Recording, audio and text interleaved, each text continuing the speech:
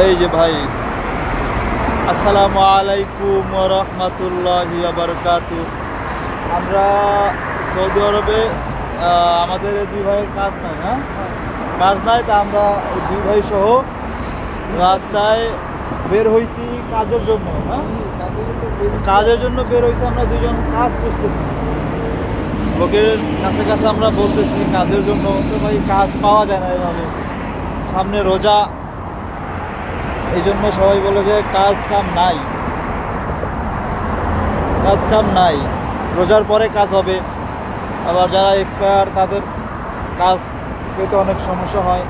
আজকে বিকালে আমরা দুজনে বের হয়েছি, আমি আর এক বাঙালি ভাই, দেখি কোনো কাজের সন্ধান পাওয়া যায় কিনা। তো দেখা যাক আজকে কি হয়, কাজ মেলে কি মেলে না, মিলবে কি না জানি না। বের হয়েছি।